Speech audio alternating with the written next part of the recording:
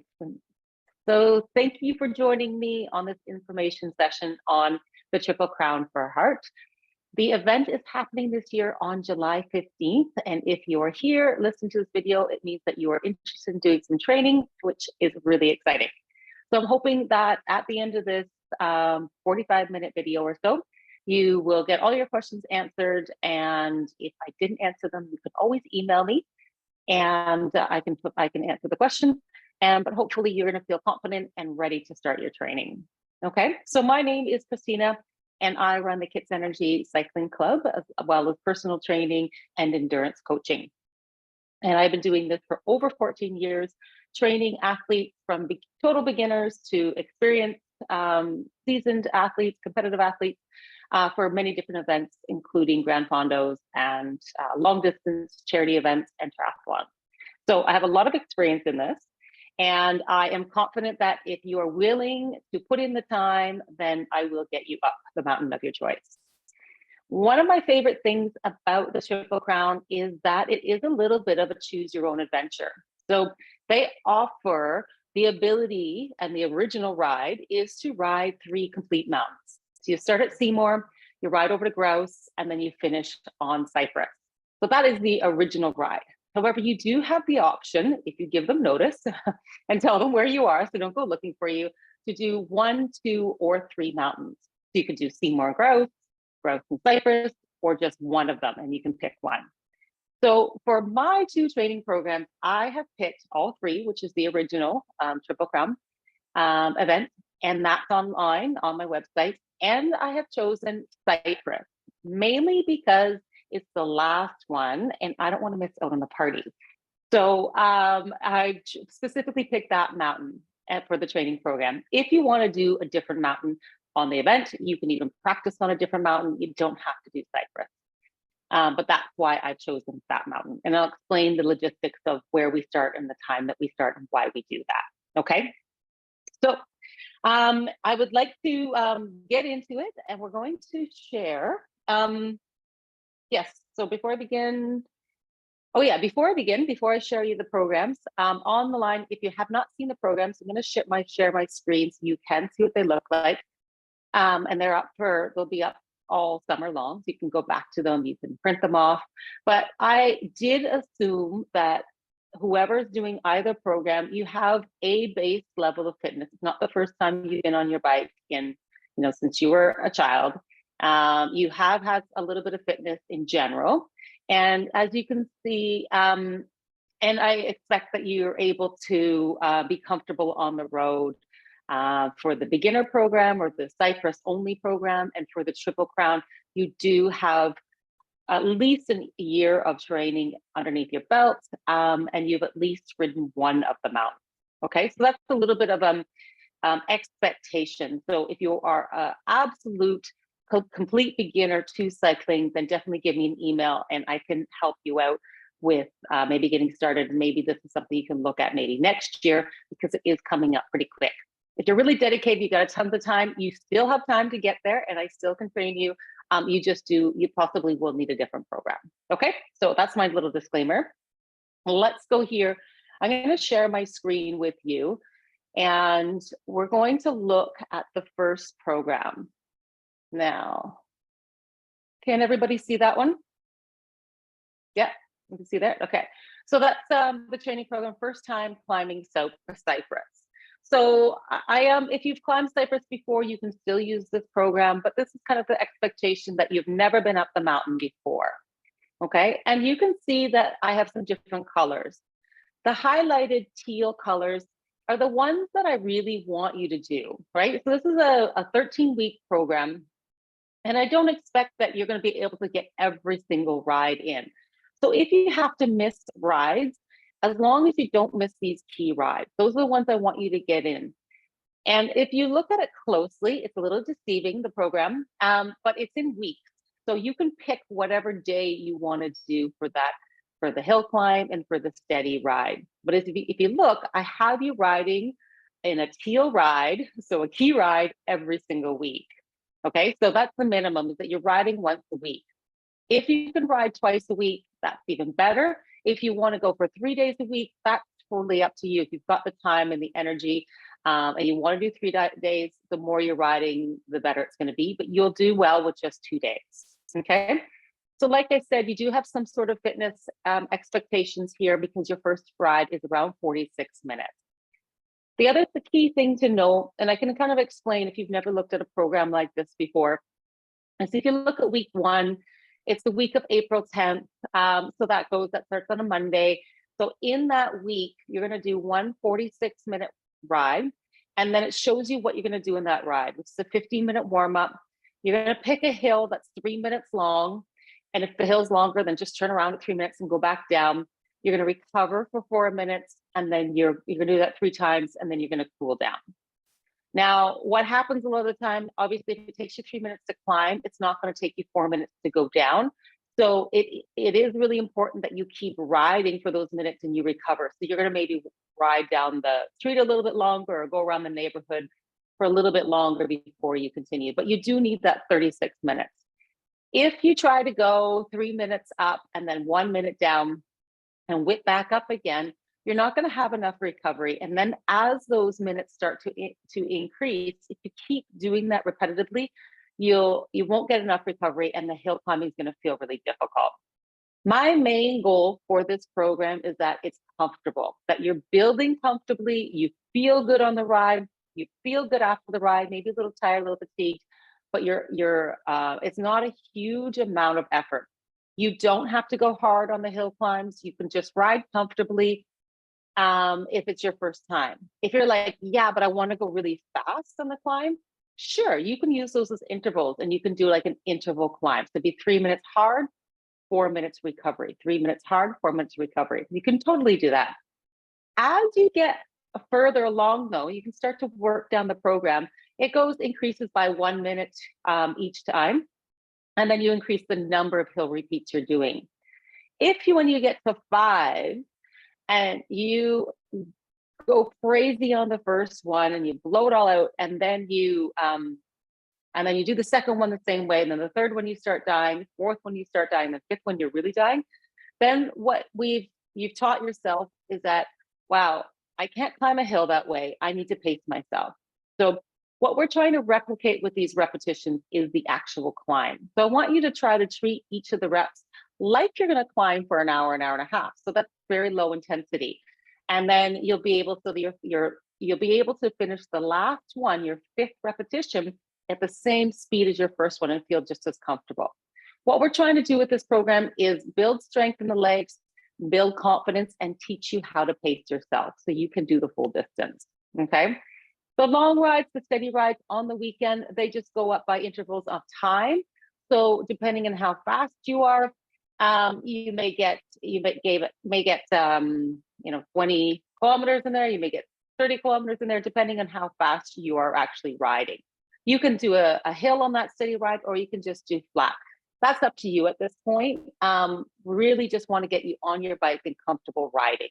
Okay. So those are the majority of the rides there. Let's see if I missed any point.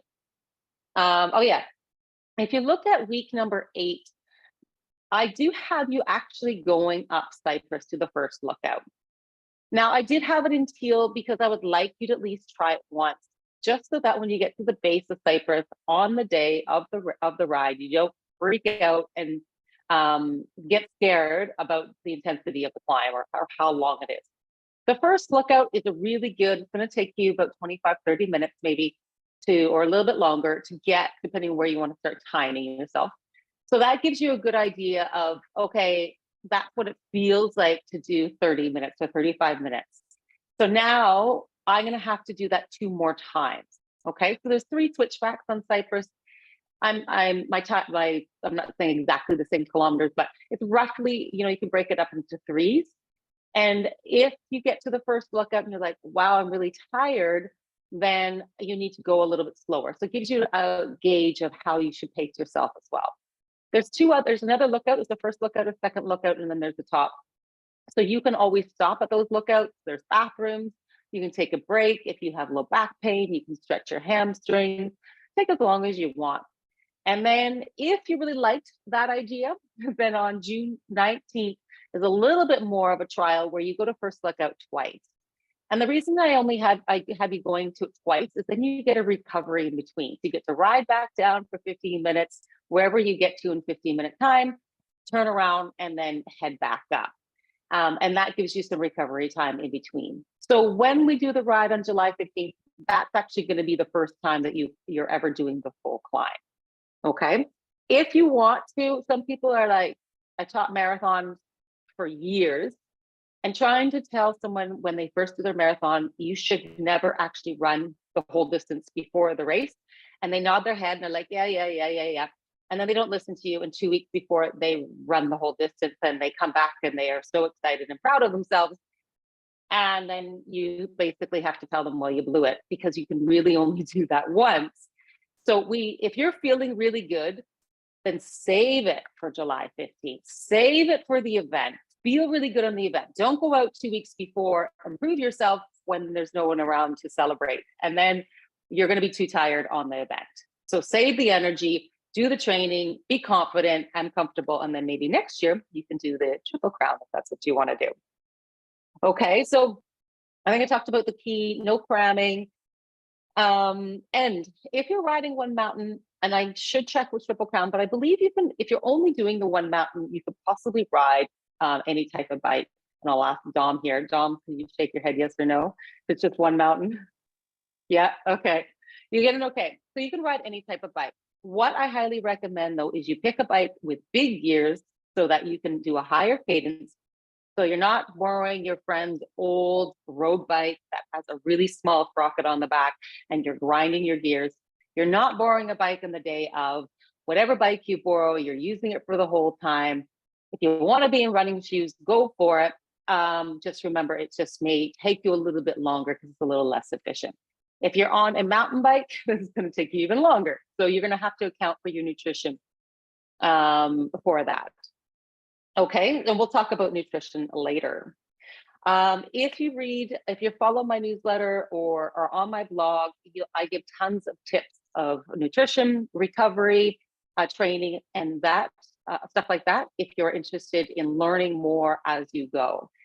Also on April 20th, I have a free 90-minute workout on the base of Camosun, and that is to go over descending and climbing skills, look at technique, and if that's a good time, because it's really in the beginning of the training here, you'll have 2 weeks of training, and then I can look at your bike and say, yeah, that's maybe not a great bike, or that's not a good bike fit for you for this amount of training. Sometimes it's not a great fit, but it's good enough for a short period of time, and so I won't ask you to change your bike. Okay, so I'm going to run them quickly to the next one.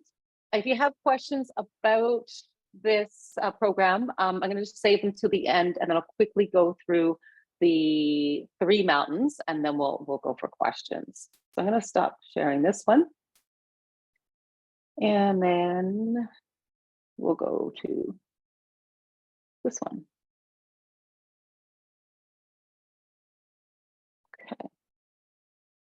Okay, can everybody see that one? Good, okay. So this is the training program for 3 mountains. As you can see, it doesn't start out a whole lot more intense. It's only an hour and 2 minutes. The other one was 45. So now you are going to, one of the keys of this though, is it's a short amount of time, but I'm expecting that you're going to push harder on the actual climb. So if you're doing a 4-minute climb, instead of just riding for 4 minutes, you're doing some higher intensity. If you're into heart rate zones, you're doing like zone 4, zone 5, and then recovering. Your climbs are longer right off the bat, 4 minutes instead of 3. And they move up a lot faster than the other one. So yours is more of a interval training program during the week. And then on the long ride, not only did I put in the distances, you're already starting at an hour and a half, but I'm also putting in, the terrain of what you should be doing.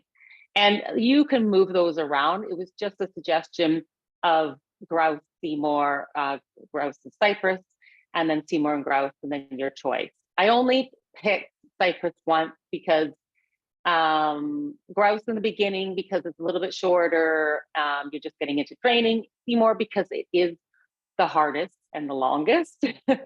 So nice thing about the Triple Crown is it's the hardest and longest. You get it over with first, so that's like done. Sweet Grouse feels like, don't underestimate Grouse. It is longer and steeper than you think. And then Cypress, at least, okay, we know we're done. So I kind of add a little bit more. But if you want to play around with those mountains and change them up, that's totally fine. It's just to give some variety. And it's a very loose training program where, you know, are you driving to the mountain and then riding, or riding to the mountain, or adding whatever you want to be adding in between. It's a lot of rolling terrain, not so much flat. So you are focusing on the hill training. Now this, let's see if there's anything else I missed. Yeah, for this one, you do need to have obviously a solid cycling foundation. It is 75 kilometers, doesn't seem that long, but it's what, 2,300 meters of climbing. And so 2,400. So it is quite intense. And so you do want to be able to pace yourself. What you want to be practicing for your distances. The other thing is that I looked at the long rides. They're a little bit short. And the only reason I've made them short, I don't expect you to be able to finish the Triple Crown in 3.5 hours. You're going to be looking at more like 5, 6 hours or something like that for some people. So I only did it shorter because it is early in the season. So if you are going to be continuing training throughout the year and you have other fondos and other events, you don't want to be ramping up too quickly. And you want to kind of look at your whole season in a bigger picture. So this would be part of your build up. So Triple Crown would be the longest ride. It'd be something you're building up to, and it wouldn't necessarily be an A event. It wouldn't be your only event. It would be a training event, and then you would have, you know, your A event a little bit later, if you're doing any sort of the other fondos. So just because it's early in the season, if you're like, you know what, Triple Crown is it, I'm going to go take off and go traveling after that, then by all means, then I want you to increase the rides to longer distances based on what your expectation of how long it's going to take you to do each climb, and then take into account the time it takes you get from one mountain to the other. Plus, you want to take breaks, washing breaks, you know, stretch breaks or whatever. You're not going bang on the whole time. As you can see, this is not a race program. It's more it will ensure that you are confident and feel good climbing. So it is not specifically to, it's not for people that are looking to win or race the actual event. Now, it's not a race. They do offer a stuffed lion gift for the top male and female. It's a very, there's no timing chips. So it's more of a loose, everybody does a mass start, and the first male and female to cross the finish line is there. So the Seymour, if you're doing all 3 mountains, then you start in North Van. You start early in the morning, around 7 a.m. We start, the people that are with me doing the Cypress only, we start at 11. The reason is by the time we get going, then the rest of the riders should be coming through somewhere around there. And then if it takes us an hour and a half, 2 hours to get to the top, we'll be there at 1 o'clock, 1:30. And then that's around the majority of the time. The really fast guys are already in, the middle guys are coming in, and then there's other people rolling in that we get to cheer in. So then we get to see the majority of the people. The volunteers have had time to set up all their tents and their food. So we get to celebrate in that. We get to have the music. We get to hang out with the whole gang and celebrate with everybody else. So that's why we start so late in the afternoon. There's no fanfare for our start. We have a volunteer there to check us in, to say that we're there. And then whenever we're all there, whoever decided they want to ride with me, off we go. And it's very civil, no pressure, and a ton of fun. So that's my little spiel. Let me stop sharing this. And let's see if anybody has any questions here.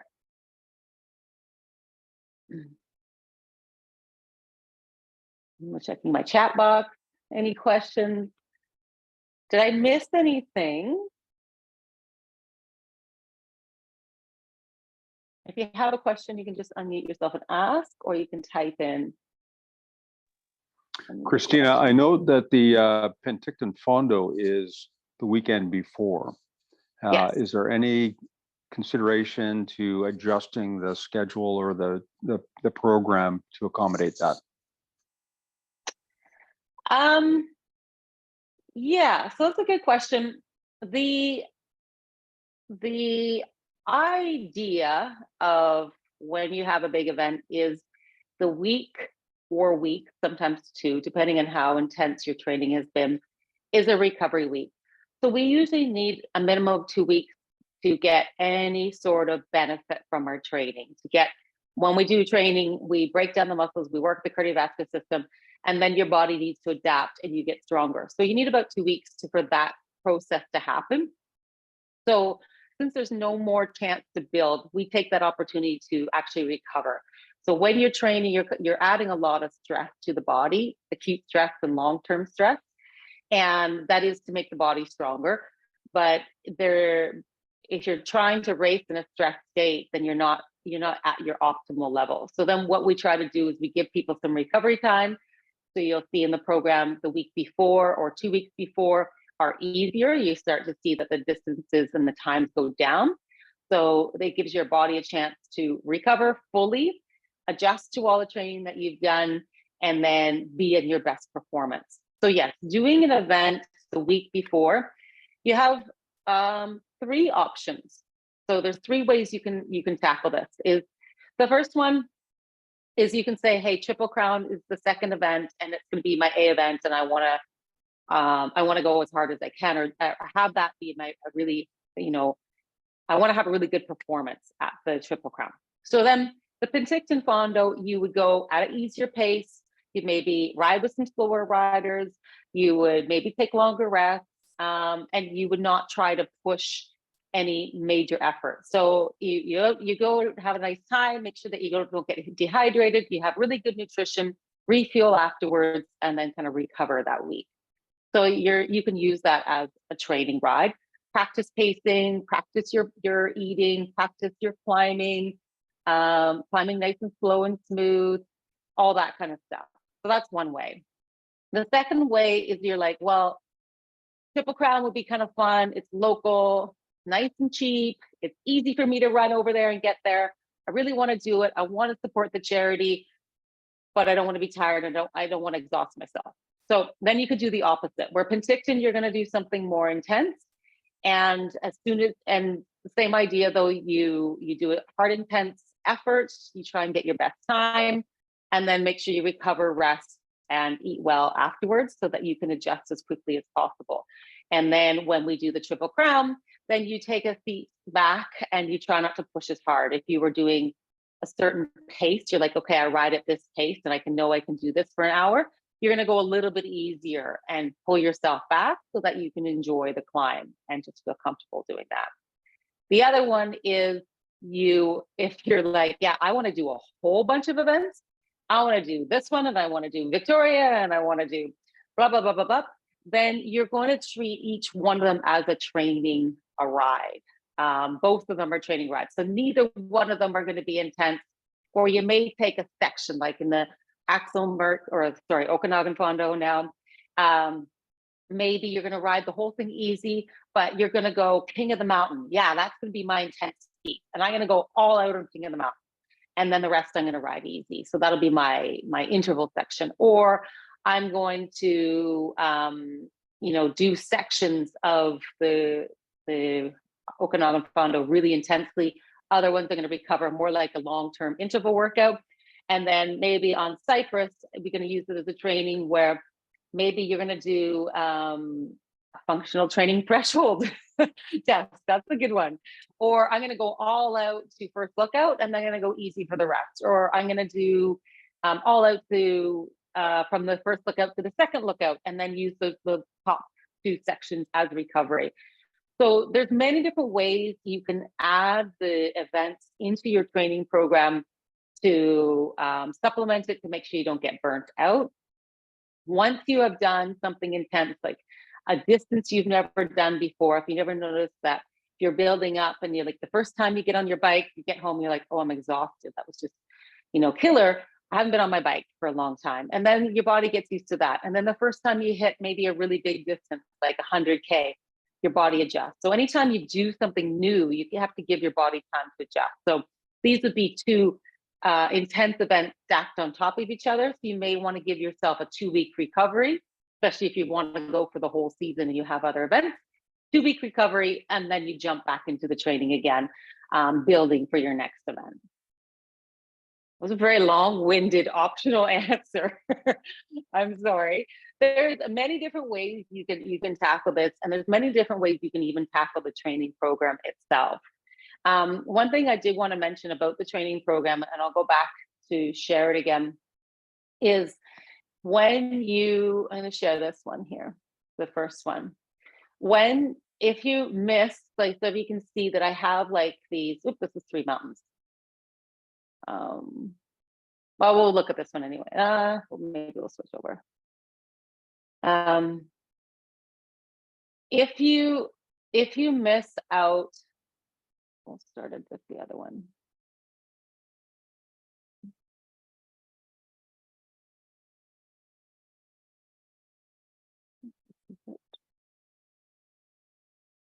Which one are you guys seeing here? There we go. You got that one? First time climbing Cypress? Yeah, okay. So as you can see, I've got 2 weeks stacked on top of each other, mainly to get you going. So you need to get started. And the sooner you get started riding, the better. And I just have the hill climbing. Those are your key ones. Now, the reason is that the sooner you get climbing on the bike, the better. But any sort of riding would be great. Then you can see I have a week, a week where you go to just recovery. So it's almost like 2 build weeks and then an easy week, a build week and an easy week, build week and an easy week in there. If you miss 2 or 3 weeks in a row, because this is a very short training program, it's only 13 weeks, you don't have a lot of wiggle room. You have to keep going. So if you get the longest ride you did was here on April 24th, was 1 hour and 2 minutes, and then you missed May 1st to May 8th, the next ride you have to do is going to be 1 hour and 20 minutes. Now, you can, if you had a coach, there is some wiggle room. You can do like 1 hour and 15, but you can't go back and do 1 hour and 5, 1 hour and 10, because you don't have enough time to build back up. So you do need to get some good, solid riding in. And if you're skipping weeks, then you can't go back at this point. If you're looking at a longer training program, yeah, there's a lot more wiggle room. And you can also see that I've doubled up different weeks. So I have 1 hour and 20, and then the next week is 1 hour and 25. So it's kind of 2 back to back. So yeah, you could do like 1 hour and 15 and then do 1 hour and 20. But you do want to keep building up as you go. And then the reason I only have 1 hour for the first lookout to Cypress is because it's a little bit more intense. I kind of expect that you're going to be driving over there, doing just the climb, and then do a warm up and cool down at the bottom before you get going. So that one's a little bit shorter. So it looks kind of like an easier ride, but it will probably be one of your harder rides. So the key is just to always be riding every week, progressing slowly and consistently, and not jumping too fast and not trying to cram. So with fitness, you can't cram it in. You do need to give your body time to adjust. And by cramming, jumping from like 45 minutes to 1 hour and a half without the fitness level could be detrimental, where you could injure yourself.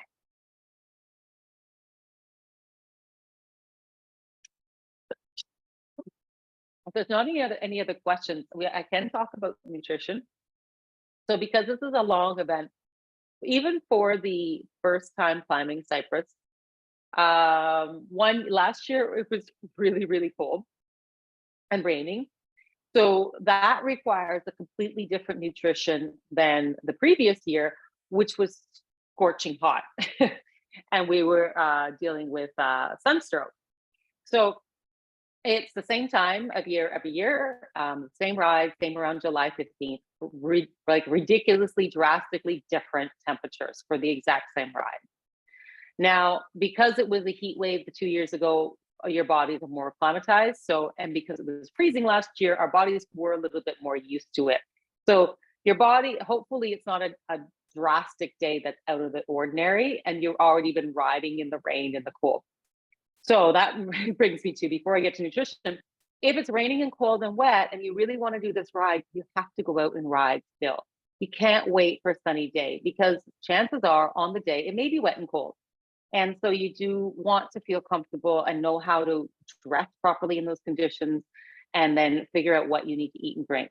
When it's cold, nobody wants to eat or drink. But if you're riding for 2 hours and climbing for 2 hours, yeah, you're going to have to figure out, how much food should I eat beforehand? How much food do I need to eat during? And afterwards, well, then you can have whatever you want. But making sure that you have enough fluids. If you're just doing the one mountain, you're going to have all your nutrition on you, because there's nothing like, once you get started on the climb, then there's not an aid station till the top. So you are responsible for bringing your own food and water, and so you need at least 2 water bottles. If it's super hot, you may need to bring 3 if you're a big sweater. If you're Triple Crown, the people doing all 3, there's going to be water and different nutrition at the top of each mountain, but that's it. So in between, you're going to have enough to sustain you to the next one. You're going to need to know, if you're doing all 3, what to wear to climb, and then what you need to come down, and then what you need to go across to each. And then, because it's a long ride in the morning, it starts super early and ends later in the afternoon, it's good, the day is going to change a lot as well. So you don't want to be carrying too many clothes that you have to try and pack away as you go. So the more you ride, and the more you ride in different conditions, the more accustomed, the more used to you will be to, what do I need to wear and what do I need to eat. If it's super hot, crazy summer, hopefully, fingers crossed, then yeah, you're going to need a lot of fluids. Do you need electrolytes? Do you cramp easily? Is that the kind of person you are? And you only really find that out through training and through riding. And so the more you ride, the more you get to know yourself, and any sort of learning mistakes hopefully are happening while you're riding. It also, you can figure out, oh, I didn't know about this, which I don't know what off the top of my head. But as you're riding, then you look it up, or you'll go to my blog and say, well, what do we do about this? Or how do I deal with that? And a lot of those answers will be there. Any other questions?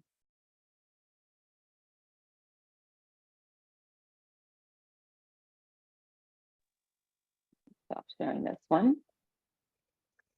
I could just add a couple of things that I kind of thought of as you were talking, not as totally about training, but yeah, especially I see like you've got like rides up the mountains, sort of in like April or May, is just to not underestimate the weather on the mountains, especially that time of year, and always have something, because we have gotten caught out with people even during the ride not having a jacket to descend, because even when it's fairly warm, it can be really cold, and the weather can change really quickly on the mountains as well. So they kind of be over prepared, I guess, for some of these training rides, because there's nobody to get you up. Yeah. And on the day of event, we should have access to the I think it's called Crazy Raven. So there will be a place there for a burger and to warm up. So even if it is bad weather, but then you probably will have to descend after you've cooled down and after you've eaten a burger, and that can be very cold too. Yeah. Oops.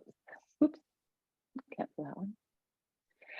Yeah, so those are good points, where now you're talking specifically about the day of the ride or the training. So I do have those hills on there quite early in the season. And we only say early in the season right now because we've had a long winter, and there's still snow up there. So you may not be able to get up those mountains. You may just want to do halfway up Seymour and do that twice until it gets too cold, instead of doing the whole mountain. So it's the program and the suggested, even the suggested hills, like I picked ones that are close to me and close to the ones that a lot of people do, like Spanish Banks, Camosun, and those are probably, if you're not a rider, a cyclist, or in a club, then you might not even know where those are or which ones I'm referring to, because we're talking about just street names and we call them generally those hills, but that's not what they're named. So if any, if you know the hill, go for it. If you have a hill that's around you, I think on the bottom I wrote any 6 to 8% grade, and those are the average grades that you're doing. It's a little bit more on Seymour in the beginning. It's about 10%, the very beginning bit, and on Grouse you get a bit of 10. And but average is about 6-8% as you're climbing. So you're looking for those percentages as you climb. If you don't know what 6 to 8% feels like, it's any sort of hill that you can find around your house that fulfills that time, and you're at a good pace. You're not trying to go slow to go 4 minutes, but you're trying to find something that will give you that. So you can go to Burnaby. There's lots obviously in North Van where you can pick any sort of hill. And if it's still really cold and you don't want to do the whole climb to the top of the mountain, you can do repeats of like the bottom half to make up the time or make up the distance that way. It is always cold coming down the mountain, unless it's in the middle of summer where we're in a heat wave. You always minimally want a jacket. And then even just because the wind, you're coming down quite quickly. If you're someone who is nervous about descending, that is a skill that you're going to have to master, especially if you're doing the Triple Crown. If you're only doing one, like Cypress, the only way you can get around it is you partner up with a buddy and you both leave one car at the bottom, you drive a car to the top. But even, no, I guess we both drive to the top, that will work. And then you take one car down to the bottom and then you ride up, and then you'll still have one car at the top that can take you both down. Or you can get a partner or somebody to meet you at the top to take you home if you really don't want to do the descent. But yeah, you will have to get back to your car at the bottom, or you'll have to get back to your car at the start if you did the Triple Crown, wherever it is. I highly suggest that you park somewhere around Park Royal at the base of Cypress, which is all downhill. You do a longer warm up in the morning while you're still fresh. Get yourself to Ron Andrews Community Center. You had to get a bit of a warm up, because once the event starts, you're already climbing right out of Ron Andrews. It's already a climb up. So you get a little bit of a warm up. And then when you're done the event, all you have to do is go all the way downhill to somewhere around Park Royal to get back home. So those are some logistics of getting to and from the event itself.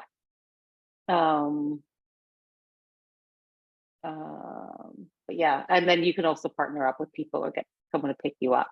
But the weather is going to be a big determinant on how you dress, what you wear, how you pace yourself, and that's going to change every single time.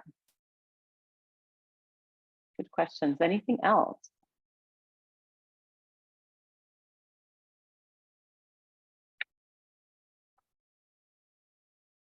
I do have spin classes in there. How do I word this? You can't train for a mountain on a spin bike, no matter how many long hill intervals they do. You do need to be on the bike that you're going to be riding. The spin bike is going to have all these fantastic gears and high cadence, which is not applicable to the bike you're going to be using outside in the weather climbing a hill. When you're climbing, you put your head down and you're pedaling. It's very repetitive. It's very long.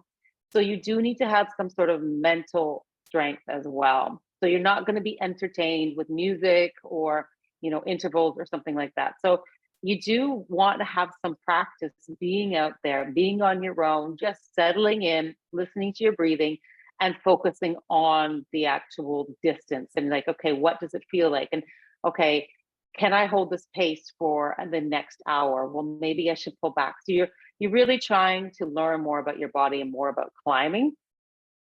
Spin classes are great to give you general fitness, awesome. And they're a good way to start. And if it's pouring rain and just nasty, or you're running at a time, yes, get in a spin class. But you can't use that as your training. So I only added that as an optional. these are all outdoors. You do need to be on your bike that you're going to be riding, and you do need to be actually climbing. I'll add to that sorry if I could add to that. Yeah, for sure. Yeah. Also, when you do the mountains, it's a good opportunity to practice descending, because you really need to be fairly comfortable with descending, because they're big mountains to come down, and if you're terrified, that can ruin your day.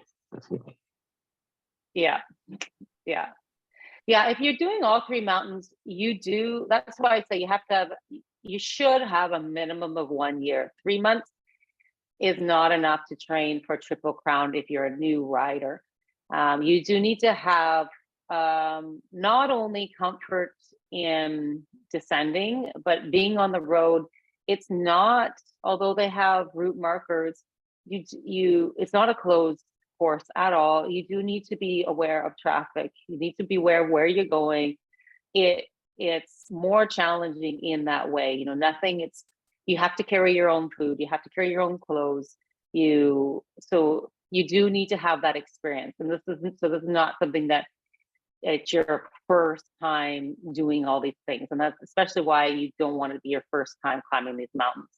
Even if you've climbed those mountains before and you've climbed them 10 times, like a million times or the last 10 years, I do still have them on the program because every year the conditions are different, right? Maybe there's a big pothole now this year that you didn't know about. That's kind of nice to know ahead of time. Or maybe, maybe we do still have snow late in May, June kind of thing. And it's really, really cold up there, colder than you're used to. So then you're like, oh yeah, if I'm only doing Seymour today and I discovered this is what it's like up there, or it's really gravelly on the side of the road now, or whatever. It's nice to kind of see each mountain once ahead of time, especially if you're experienced, you've ridden them a ton of times. So you don't jump out with different surprises. But yeah, you do need to be quite comfortable on the road. You're also going to be with other people, but you need to be able to know what the etiquette is. How do you communicate with those people? What are they expecting you to do? Should you pull? Should you not pull? If you don't know what pulling means, then that probably shouldn't be your ride for this time. It is the whole program itself is a little bit more meant for people that are more self-sufficient. So it's not like some of the fondas where the roads are completely empty and you have food every 5 kilometers. So it is an intense ride and not to be taken lightly. The Cypress one, doing one mountain, less risky. You can have support. You can have people come out, drop you off ahead of time. You can have extra clothes. They can meet you at each stop along the way and take some of your clothes, give you food, whatever. All that kind of stuff you can do. It's very open and comfortable. That's a good one to be starting with. Mm-hmm.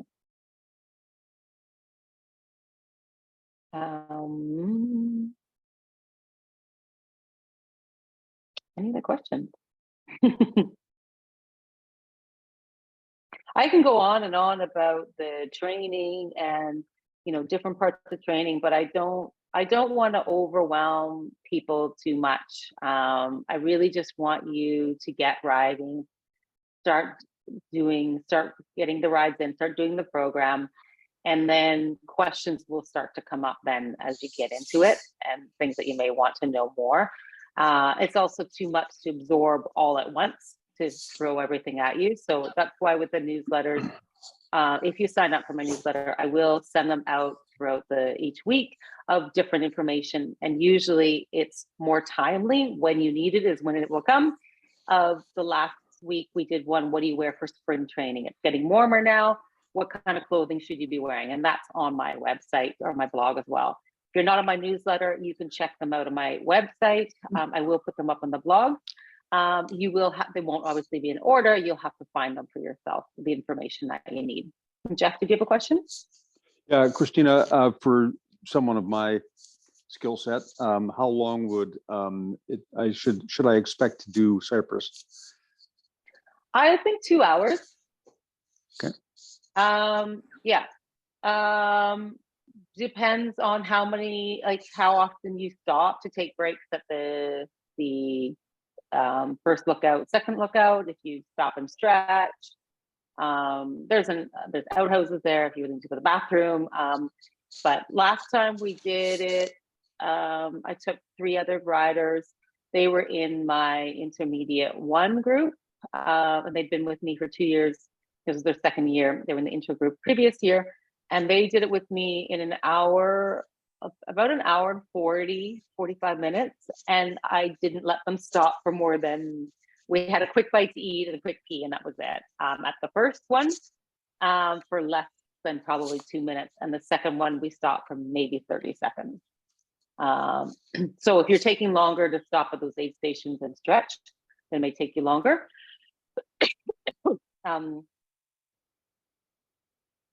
They also had gravel bikes. And so they actually, no, one had a gravel bike, one had a regular bike. They had some nice big gears, so they were able to do a nice high cadence.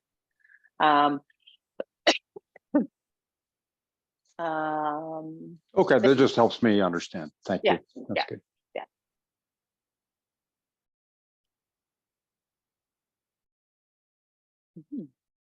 And that's one thing that you will find out when you do the first lookout. How long does it take you to do the first one? And then you can gauge from there. Okay, if I have to do that twice more, can I keep that same pace? If I can keep that same pace, so you can add the time. And then the top bit is all flat. So sometimes that's good. Sometimes there's a headwind, it doesn't feel so good. But the top little last section to get into the base of Cypress is flat. So that's your little extra bit.